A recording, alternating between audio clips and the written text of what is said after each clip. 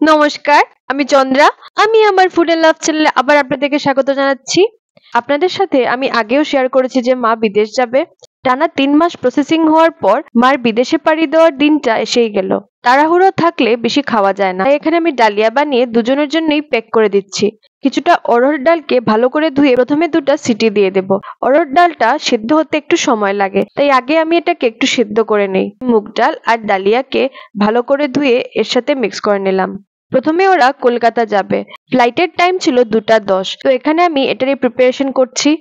সাধারণত লোকের ধারণা মেয়েরাই নাকি মেয়েদের শত্রু, আর যখন সম্পর্কটা শাশুড়ি বউয়ের হয় তখন তো আর বলে লাভ নেই। নানা লোকের নানা কথা, কিন্তু সবসময় যেটা সত্যি হয় তা কিন্তু নয়। যেমন আমার শাশুড়ি, বিয়ের পর থেকেই উনি আমাকে মেয়ের মতো আগলে রেখেছেন, নিজের মেয়ের মতোই সবসময় আদর করেন। আমাদের বিয়ের পর এই প্রথমবার উনি এতদিনের জন্য বাইরে যাচ্ছেন, তাই কিছুটা খারাপ লাগাও আছে, কিন্তু তার সাথে আনন্দটাও অনেক বেশি। আমাদের বিয়ের পর থেকেই আমি সবসময় ওনার মুখে শুনেছি ওনার ইউরোপ দেখার খুব ইচ্ছে। ফাইনালি আজকে ওনার এই ড্রিমটা ফুলফিল হচ্ছে। এত বছর উনি মেয়ে, মা, স্ত্রী, একজন শিক্ষিকার দায়িত্ব অনেক ভালোভাবে পূরণ করেছেন। আজ সময় এসেছে ওনার স্বপ্ন ফুলফিল করার। তাই আছে না, স্বপ্ন পূরণের কোনো বয়স হয় না। এখানে যে উনি ইউরোপ ঘুরতে যাচ্ছেন এটা কিন্তু বড় ব্যাপার না। বড় ব্যাপারটা হলো আফটার রিটায়ারমেন্ট উনি যে ওনার ড্রিম ফুলফিল করার জন্য সাহসটা দেখিয়েছেন, এটা সত্যিই কমেন্ডেবল। আর আজকে ওনার এই অ্যাচিভমেন্টে আমার থেকে বেশি খুশি মনে হয় আর কেউ হবে না। নামানোর আগে ছড়িয়ে দিলাম একটু কসুরি মেথি।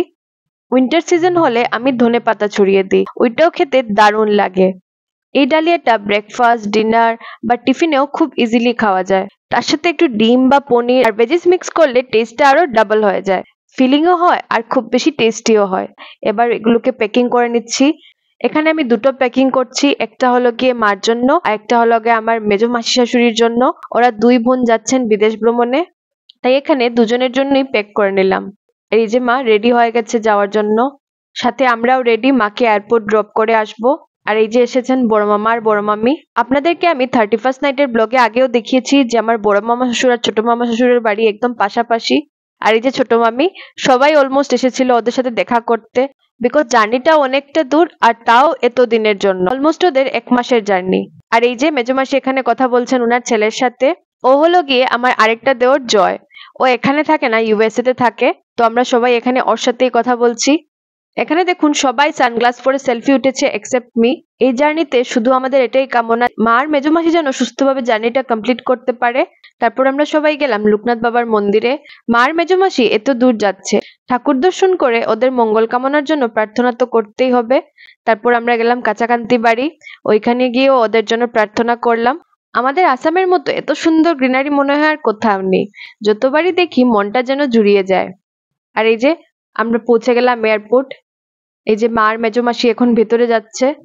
এই যে মেজো মেশো আর বাবা ওদেরকে ভালো করে বুঝিয়ে দিচ্ছে কিভাবে থাকবে, কি করবে।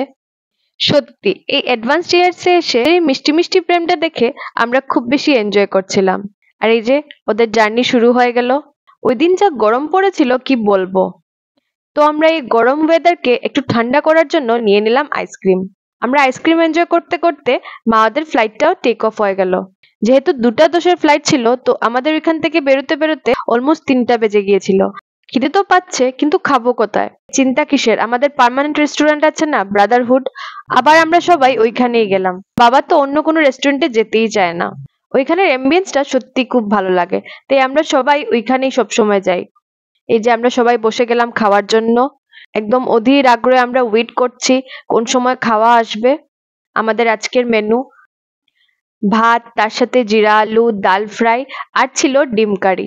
সারাদিন যাই খাই না কেন দুপুরবেলা লাঞ্চে ভাত তো লাগবেই, এটা ম্যান্ডেটরি। ভাত ছাড়া তো আমার লাঞ্চটা ইনকমপ্লিট। আমার মতো আর কে কে পেটুক বাঙালি আছেন যাদের ভাত ছাড়া চলে না, আমাকে কমেন্ট বক্সে নিশ্চয়ই জানাবেন। মা ওদেরকে ছেড়ে এসেছি, কিভাবে থাকবে, কি খাবে, সবকিছু নিয়ে আমাদের সবারই একটু মনটা খারাপ ছিল। যাই হোক, আমরা এটাতেই খুশি যে ওরা দুজন ওদের ড্রিম ডেস্টিনেশনে যাচ্ছে। আজকের ব্লগটা আমি এখানেই শেষ করছি। ভিডিওটা যদি ভালো লাগে তাহলে একটা লাইক, শেয়ার এন্ড সাবস্ক্রাইব করে দেবেন। আপনাদের এই লাইক শেয়ার আমাকে আরো ভিডিও বানানোর জন্য মোটিভেট করবে, আর আমি আপনাদের জন্য আরো ভালো ভালো ভিডিও নিয়ে আসতে পারবো। দেখা হবে অন্য ব্লগের সাথে। Thank you so much for watching.